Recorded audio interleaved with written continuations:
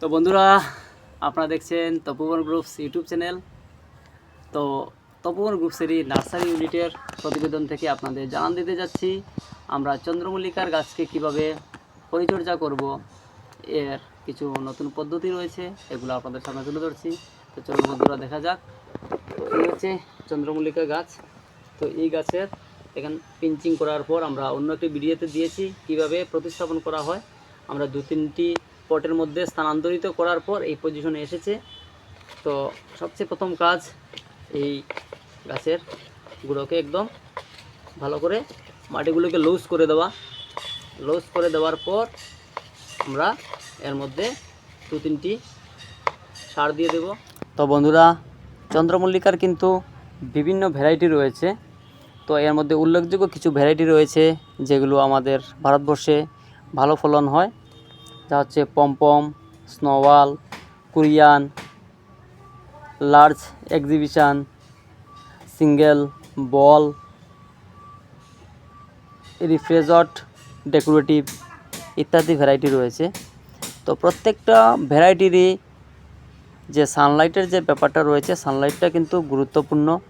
এর যে টেম্পারেচার রয়েছে, টেম্পারেচারটা হচ্ছে 15 ডিগ্রি থেকে 45 ডিগ্রি সেন্টিগ্রেড তাপমাত্রায় কিন্তু খুব ভালো ফলন হয়।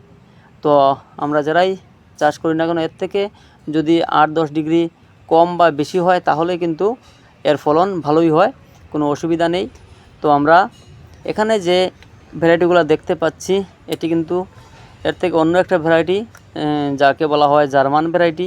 এই ভ্যারাইটির গাছগুলো কিন্তু একদম খাটো হয় এবং ফুলগুলো মাঝারি হয় এবং পুরা টব ভর্তি করে ফুল হয়।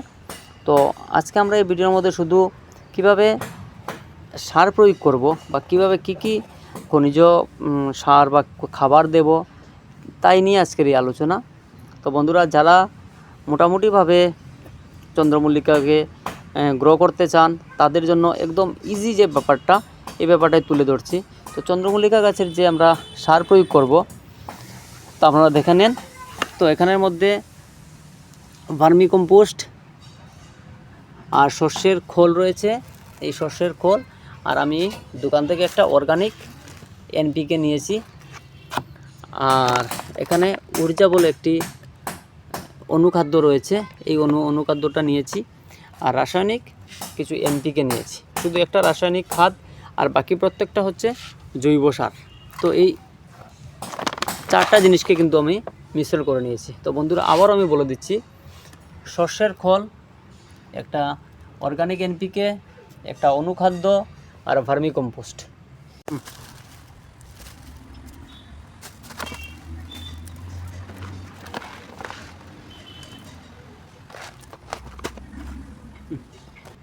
এই 4টা জিনিসকে আমি মিক্সড করে দিলাম। মিক্সড করে দেওয়ার পর দেখেন, এই যে গোড়ার যে জায়গাটা রয়েছে, এই জায়গাকে মাটিগুলোকে আমি ভালো করে প্রথমে একদম জোরালো করে লুজ করে দিয়েছি, ঠিক আছে। আর তারপর ওই যে মিশ্রণগুলো রয়েছে, ওই মিশ্রণগুলোকে আমি একটু বেশি পরিমাণে, এই পরিমাণে একদম সাইটের মধ্যে পুরা সাইটে দিয়ে আবার মাটিগুলোকে একটু নেড়ে চেড়ে আমি দিয়ে দিলাম। এই কিন্তু কাজ শেষ, আমাকে আর কিচ্ছু করতে হবে না, এই কাজ কিন্তু শেষ হয়ে গেছে আমার খাবার দেওয়ার। তারপর আমি কি করব, তারপর আমি কিছু, কারণ এনপিকে বা ডিএপি আমরা রাসায়নিক ডিএপি দেব তখনই যখন দেখব ফুলগুলো একটু ফুটছে না ভালোভাবে, একটু দেরি হচ্ছে বা কলি এসে গেছে, তখনই আমরা দেবো। এর আগে কিন্তু আমরা কোনো রাসায়নিক সারের মধ্যে দিইনি, শুধু এবার একটু পরিমাণে এনপিকে দিয়ে দিয়েছি। তারপর আমরা কি করব, এর পরের করণীয় কাজ হচ্ছে আমরা এর 1 দিন পরে বা 2 দিন পরে এর অবস্থা বুঝে আমরা জল দেব। আমরা এখানে 1 দিন পরে ভালো করে জল দিয়ে চুবিয়ে দিয়ে দেব, তারপরেই দেখব এর কাজ শুরু হয়ে গেছে।